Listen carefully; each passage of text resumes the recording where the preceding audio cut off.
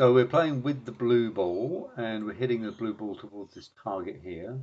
I'm going to put the red ball into the trajectory of that line, and I'm going to put the black ball a little bit further on. So if the blue hits the red, it probably spray off to the side, but it might carry straight on and hit the black. So let's see, let's give this 20 shots or 27 shots and shoot, and then bang, bang, bang, bang.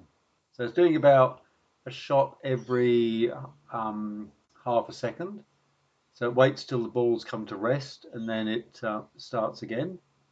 So that's the pattern of shots. We can actually have a closer look at how they all lie on here. So this is the result of all of the shots.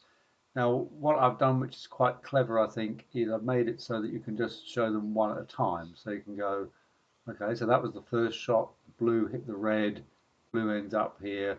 The red then hit the black, and the black ended up over here, and the red ended up over here. Let's go to the next shot. So you can cycle through the shots and see what happened in each case. We can take out the aim line, so that simplifies things a bit as well. So that's really nice. You can see the result of each collision, and so that gives you a feel for how that works. We can show all of them again.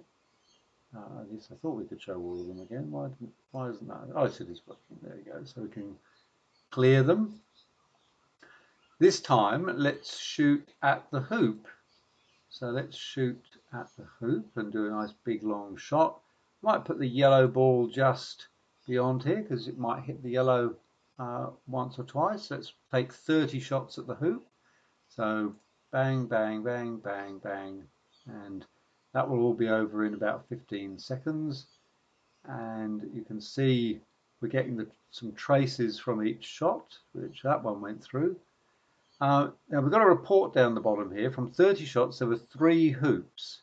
So that's useful information to begin with.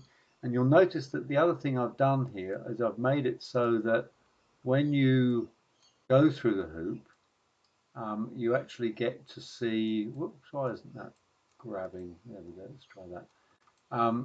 When you go through the hoop, the ball looks darker. So these balls which are lighter as a result of each shot, but then we've got balls which are darker because they've been through the hoop. So yeah, so basically you can do the simulation, have the results quite quickly, do like any number of shots. So I could do this one and maybe even do 100 shots, and I'd see the results of 100 efforts. So I think that's going to be really good.